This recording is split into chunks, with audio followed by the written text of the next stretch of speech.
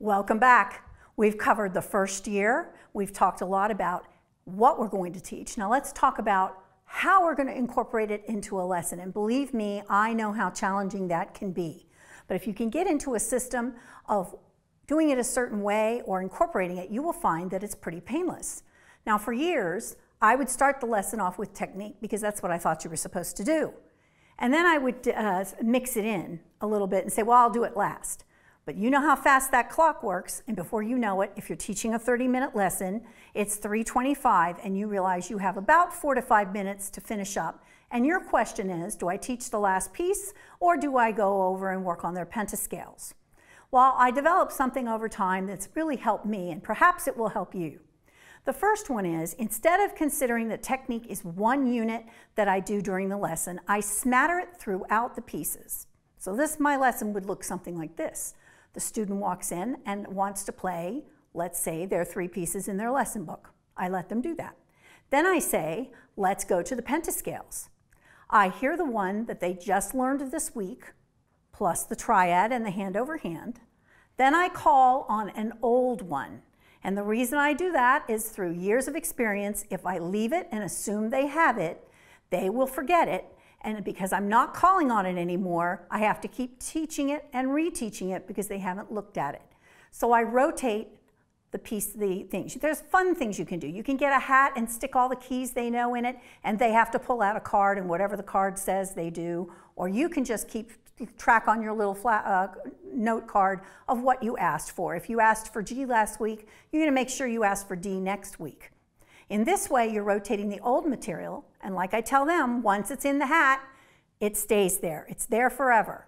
So they have to learn that they learn their new one every week, every day, and then they rotate their old ones, do 1 or 2 of the old ones a day. Now I move on and I do a piece or a book that I think is important next, and then I toss in another technical thing. Maybe I ask for something else. Maybe I ask for the etude book. If it's an older student learning other things, maybe I ask for a chord progression. But the point is, I slit them in between the pieces and just do one thing at a time. By the end of the lesson, they've played scales, they've learned something new, and I've covered at least an arpeggio or I've covered chord progressions. Since I put everything on my computer on a spreadsheet, it's easy for me to put over in the corner, hear arpeggios first next week. And that leads me to know and remember that I didn't hear any arpeggios on the first week of November. So I need to make sure I hear it by the second week of November. This helps incorporate the technique into the lesson without it becoming a separate 10-minute structure. It's easier for them, it's painless, and you get everything done you need. And the students seem to like it. Now there is a downfall, and we all know what that is, and that is after the first of the year, along about February, we hit festival season. And no matter what country you're in or what city you're in, most students are performing a festival, whether it's the National Federation of Music Clubs, Young Artists, Broad Creek Music Festival, all the different festivals, and or for some students, competitions. And what's the first thing that goes is the technique. And I'm as guilty as everyone else. So quite often, I will lose February and March and into April not being as consistent as I should be because we're up against the wire with theory exams and other things, and I find myself running out of time in a lesson. The answer to that is, as soon as you've gotten your last festival done, you get back up on the horse and you pick up where you left off. And that's just the way it is. So I consider my teaching of technique to be from summer to about February, and then March and April are dicey, and then I get back on board certainly by late May, early June. Now let's talk about those golden summer months. Most teachers I know do teach during the summer. Many offer a package of lessons, a certain number. I teach year-round, and that year-round includes 5 summer lessons any way that they can manage them when we are both mutually in town. Since I charge a set fee per quarter, I also tell them if you happen to be in town and you can take 6 or 7 lessons, bravo for you, consider it a bonus, and it'll make up for a day when you are ill and can't come to a lesson. Then everyone is happy because we get a little ahead in the summer. But I start my new year and my new technique routine for each level on the first summer lesson in June. Whenever that happens, I start with my new level. I do not say, oh, bravo, we don't have to worry about this till next March or April or next guild audition or whatever it is you're going to show their technique. I start right then because it is what I call the golden summer months. This is when, without so many distractions, you can teach the next level. So let's use the idea that we have a first-year student who's already now in book 1. They've done their pentascales.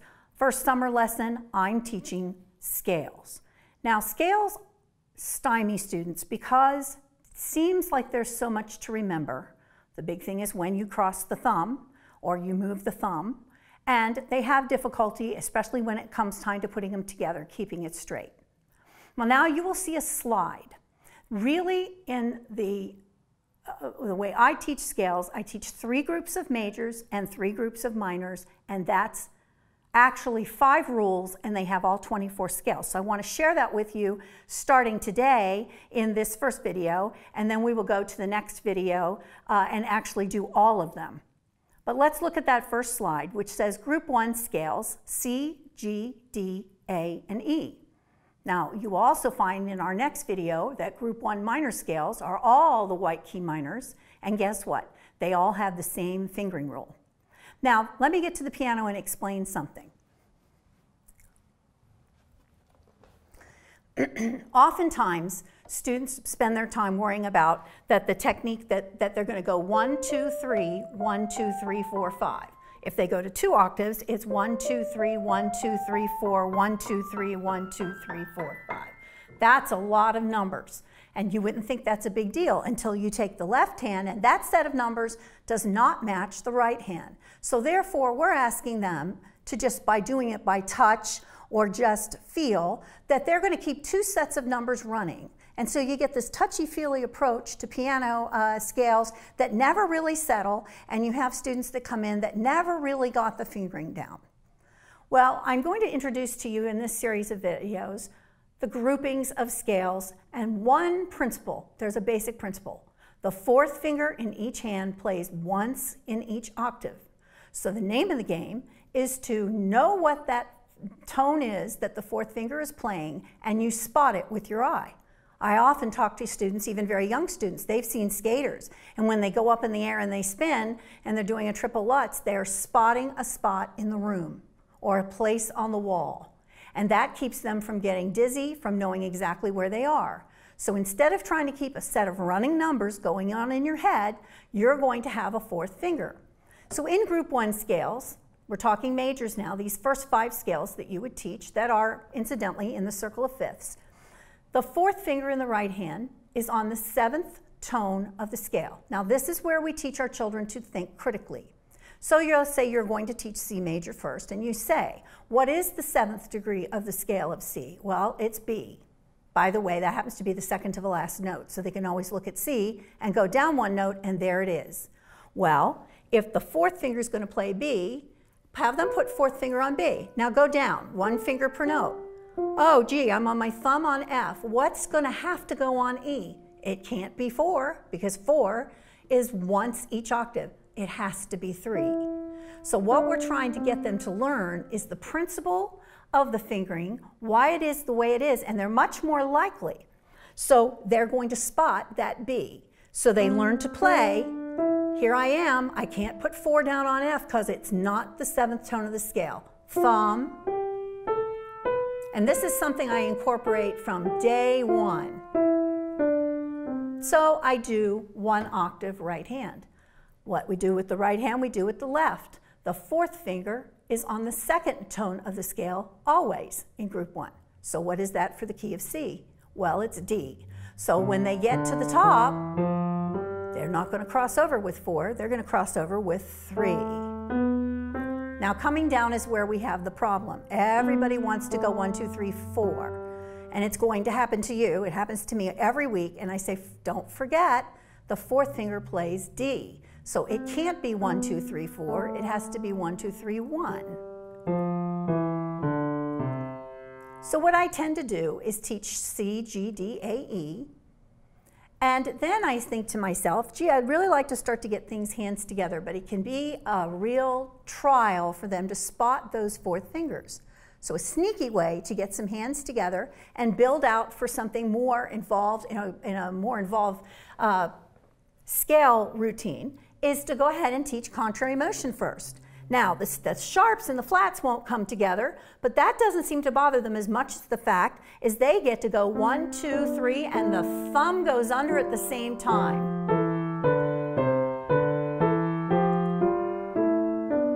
So in the case of D major, yes, here's C sharp and here's F sharp, so they have to spot the black key, but they're going to go 1, 2, 3, shift the thumb.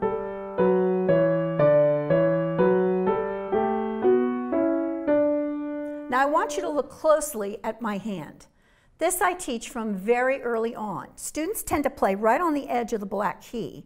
And what does that do when they try to move their thumb over? They want to do this. They want to literally, technically connect the third finger to the thumb. And so what do we have? We have this kick where they're trying to move over to a short finger. If we allow our longer fingers to go on the keys and play into the black keys, I'll say a third of the way. I call it walking into the black key. Then look what happens. D, E, F sharp, I'm right there on the third finger. Now the thumb just slides over into that slot. It's a shift. Now I'm going to walk into that C sharp as well. I'm staying inside these keys, and then when I come here, I'm just shifting over that third finger. I tell them no turn, no twist, no tuck. We don't do any of the T's. Now, if you'll look at that, what that allows us to do is walk into the black keys, and it gives us a secure feeling. What does it do to the rest of the fingers? Well, it puts those fingers inside track. I tell the students to think of the keys as a highway. You're going to be about halfway up on the white keys and about halfway up on the black keys, so you're really playing here, coming down the keys. You're not out here. You're not going to be out here on D with your thumb. You're going to be up inside because we're going to walk in just a little bit, and now my thumb is going to come down. Look how close it is to the black keys. So we're not doing this up and down the keys. We're not going in and out at the same time. We're trying to go this way. So now my thumb is going to come, and it's going to be pretty catty corner to that F sharp.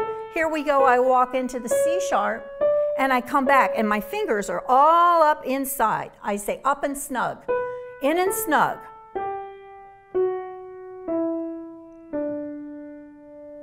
Now, one of my mentors during my doctoral years was Sophia Rosoff in New York City. I did my dissertation with her.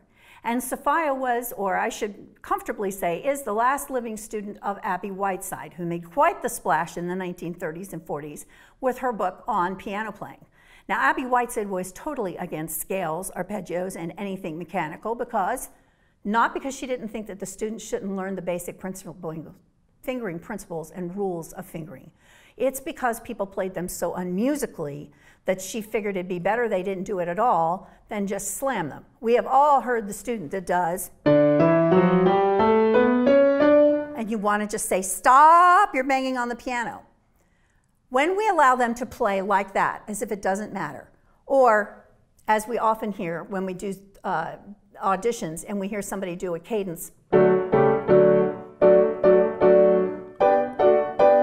it's ugly. It's not voiced. That's a waste, because all they're doing is proving they know what notes they're playing and what they're supposed to do maybe with the fingering, but that has no musical connection to the music they're trying to play. And if we don't make a musical connection between the technique that we're teaching and what they're going to do in a piece of Mozart with a scale embedded into one of the phrases, you are out of luck. You're doing two different things that don't come together. So it's vital that from the very beginning we teach the scale with a rise and a fall. You can even be creative. You can say, well, let's play it all staccato, but we're still going to make a musical line. And that's vital. When they're doing their hand-over-hand arpeggios, you can even teach pedal.